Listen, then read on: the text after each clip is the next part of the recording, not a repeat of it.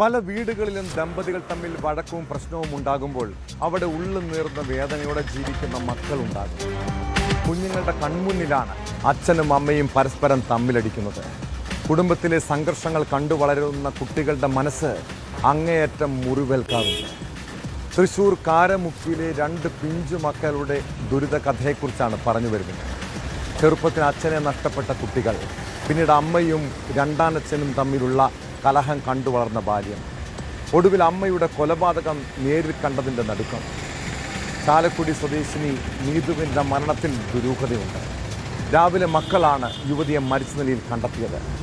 സംഭവത്തിന് ശേഷം രണ്ടാം ഭർത്താവ് സലീഷിനെ കാണാതായതോടെ സംശയം അയാളിലേക്കാണ് വിരൽ ചൂണ്ടുന്നത്.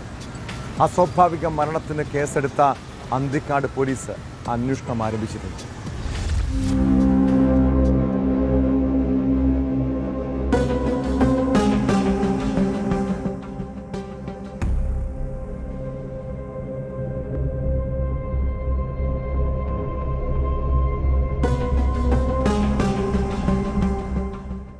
രാവിലെയാണ് കാഞ്ഞാണി കാരമുക്കിലെ വാടക വീട്ടിൽ 34-കാരി നീതുവിനെ മരിച്ച നിലയിൽ കണ്ടെത്തിയത്. അമ്മയെ വിളിച്ചിട്ടും എഴുന്നേൽക്കാതിരുന്നതോടെ മക്കളാണ് സമീപവാസികളെ വിവരമറിയിച്ചത്. ഇവർ എത്തി പരിശോധിച്ചതോടെ മരണം ഉറപ്പിച്ചു. നീതുവിന്റെ ഭർത്താവ് സലീഷിനെ തെരഞ്ഞെങ്കിലും കണ്ടെത്താനായില്ല. ഇതോടെ നാട്ടുകാർ വിവരം പോലീസിനെ അറിയിക്കുകയായിരുന്നു.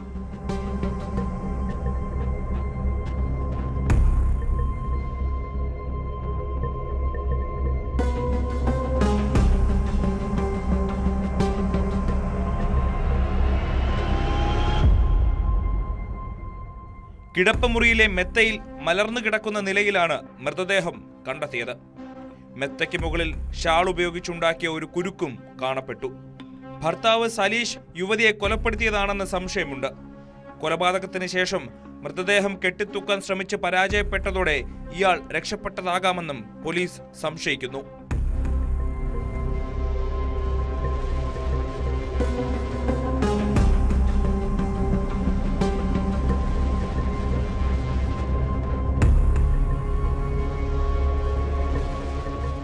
മൂന്ന് വർഷത്തിലേറെയായി കാഞ്ഞാണിയിലെ വസ്ത്രവ്യാപാര സ്ഥാപനത്തിലെ ജീവനക്കാരിയാണ് ചാലക്കുടി സ്വദേശിയായ നീതു.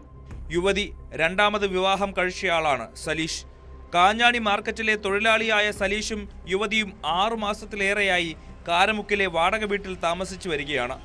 നീതുവിന്റെ ആദ്യ വിവാഹത്തിലെ 2 കുട്ടികളും ഇവർക്കൊപ്പമാണ് താമസിച്ചിരുന്നത്. ഇരുവരും തമ്മിൽ വഴക്ക് പതിവായിരുന്നെന്ന് കുട്ടികൾ പോലീസിന് മൊഴി നൽകി. ഇൻക്വസ്റ്റ് നടപടികൾ പൂർത്തീകരിച്ച് നീതുവിന്റെ മൃതദേഹം തൃശൂർ മെഡിക്കൽ കോളേജ് ആശുപത്രിയിലേക്ക് മാറ്റി. കാണാതായ ഭർത്താവ് സലീഷിനായി അന്വേഷണം ഊർജിതമാക്കിയിട്ടുണ്ട്. പോസ്റ്റ്മോർട്ടത്തിലെ കൂടുതൽ വിവരങ്ങൾ വ്യക്തമാകൂ എന്നും അന്തിക്കാട് പോലീസ് അറിയിച്ചു.